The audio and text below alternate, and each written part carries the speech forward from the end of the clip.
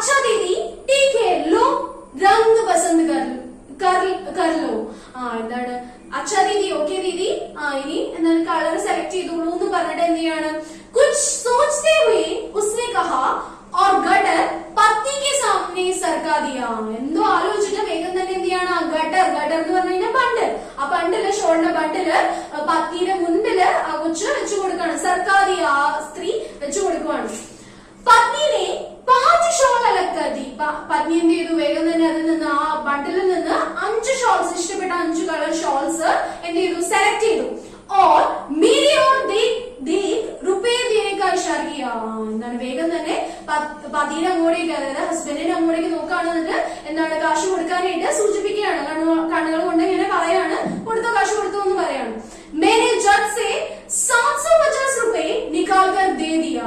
ഞാൻ വേഗം തന്നെ പതി എന്ത് ചെയ്യാണ് ഹസ്ബൻഡ് വേഗം തന്നെ എന്ത് ചെയ്യാണ് 5 ഷോള് ആണ് എടുത്തത്. 150 രൂപയാണ്. അപ്പൊ എത്ര രൂപ കൊടുക്കണം 750 രൂപ കൊടുക്കണം. 750 രൂപ വേഗം തന്നെ എടുത്ത് निकाल कर दे दिए വേഗം തന്നെ എടുത്ത് കൊടുക്കാണ്. उसके जाने के बाद रास्ते भर पत्नी की सुई इसी बात पर अटकी रही.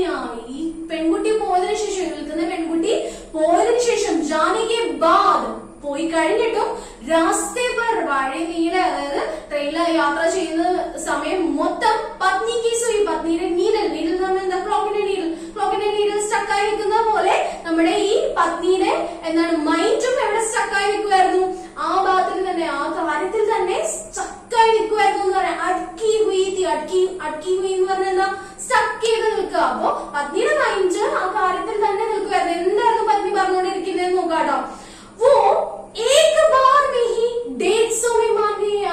ആ പെൺകുട്ടി എന്ത് ചെയ്തു ഞാൻ ഒരു പ്രാവശ്യം പറഞ്ഞപ്പോ തന്നെ എത്ര രൂപയ്ക്ക് സമ്മതിച്ചു 150 രൂപയ്ക്ക് സമ്മതിച്ചു. ആ ഷോള് 150 രൂപയ്ക്ക് വിൽക്കാമെന്ന് സമ്മതിച്ചു. ഗൾത്തി ഞാൻ അതിന്റെ തെറ്റായി പോയി ചെയ്തത്.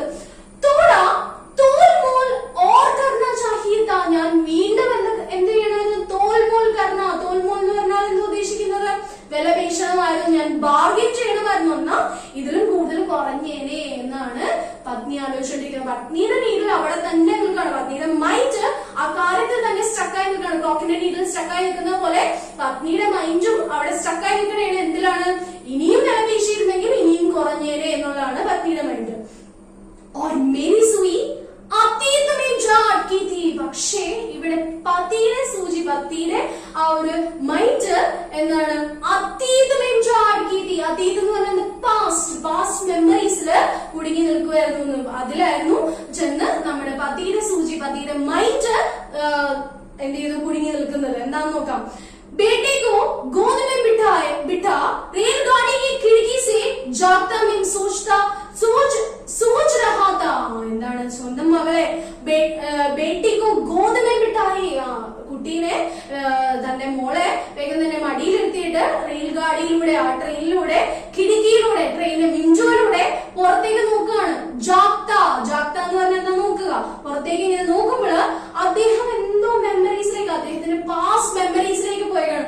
मैं सोच रहा था ഞാൻ ആലോചിക്കായിരുന്നു. എന്താണ് പതി ആലോചിക്കുന്നത് നോക്കാം.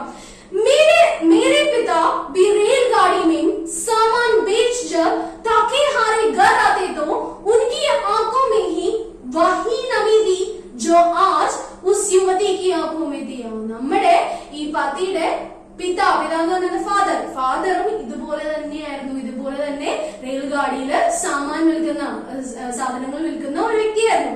मेरे पिता में എന്റെ അച്ഛനും रेलगाड़ी में सामान बेच जब थके हारे घर आते तो റെയിൽഗാഡിയില് ഇതേപോലെ സാധനങ്ങൾ വിറ്റ് थके हारे എന്ന് പറഞ്ഞാൽ ഭയങ്കര ടയേർഡ് ആയിട്ട് വീട്ടിൽ വരുമ്പോഴ് तो उनकी आंखों में भी वही नमी थी. അദ്ദേഹത്തിന്റെ കണ്ണുകളിൽ നമ്മുടെ പതിയുടെ അതായത് ഈ ഹസ്ബൻഡിന്റെ അച്ഛന്റെ കണ്ണുകളിലും സെയിം നമിയായിരുന്നു. നമി എന്ന് പറഞ്ഞാൽ എന്താ നനവായിരുന്നു. जो आज इस युवती की आंखों में भी थी. ഈ യുവതിയുടെ കണ്ണുകളിൽ ഉണ്ടായിരുന്ന അതേ നനവായിരുന്നു ഈ ഹസ്ബൻഡിന്റെ അച്ഛന്റെ കണ്ണുകളിൽ ഉണ്ടായിരുന്നത്. അപ്പൊ ഈ ഒരു സംഭവം അദ്ദേഹത്തെ എന്ത് ചെയ്യാണ് നേരെ അദ്ദേഹത്തിന്റെ പാസ്റ്റ് മെമ്മറീസിലേക്ക് അദ്ദേഹത്തിന്റെ അച്ഛന്റെ ഓർമ്മകളിലേക്ക് കൊണ്ടുവരുന്നു. അപ്പൊ ഇതേപോലെ തന്നെ ട്രെയിനില് കഷ്ടപ്പെട്ട് സാധനങ്ങൾ വിൽക്കുന്ന ഒരാളായിരുന്നു ആര് ഈ ഹസ്ബൻഡിന്റെ അച്ഛൻ എന്ന് പറയുന്നത്. അപ്പൊ ഈ കഥയിലൂടെ എന്താണ് സ്വന്തം ജീവിതത്തിൽ കഷ്ടപ്പെടുന്ന, എങ്ങനെയെങ്കിലും എന്താണ് ജീവിതം മുന്നോട്ട് പോവാൻ കഷ്ടപ്പെടുന്ന ആൾക്കാരുടെ ഒരു വ്യഥ, ഒരു വിഷമമൊക്കെയാണ് കാണിക്കുന്നത്. അപ്പൊ ഇതെന്ന് പറയുന്നത് ഈ എന്താണ് ഇതിനുള്ളിൽ മെയിൻ ഇമ്പോർട്ടന്റ് ആയിട്ട് വരുന്നത് ഇമോഷൻസ് ആണ്. അതായത് ആ യുവതിയുടെ ഇമോഷൻസ് എങ്ങനെ ഈ പതി കണക്ട് ചെയ്യുന്നു, ഇയാൾക്കും ആ ഇമോഷൻ എങ്ങനെയാണെന്നുള്ളത് മനസ്സിലാവുന്നു എന്നുള്ളതൊക്കെ കാണുന്നുണ്ട്. പിന്നെ ഇവിടെ വിൻഡോയിലൂടെയാണ് അദ്ദേഹത്തിന്റെ പാസ്റ്റ് മെമ്മറീസിലേക്ക്, ആ വിൻഡോയിലൂടെ കാഴ്ച കാണുന്നത് അദ്ദേഹം എന്താണ് അദ്ദേഹത്തിന്റെ അതീതിലേക്കാണ് പോകുന്നത്. ക്ലിയർ ആണ് ഞാൻ വിശ്വസിക്കുന്നത്. എല്ലാവർക്കും ഓൾ ദി ബെസ്റ്റ്. എല്ലാവരും നന്നായിട്ട് എഴുതുക.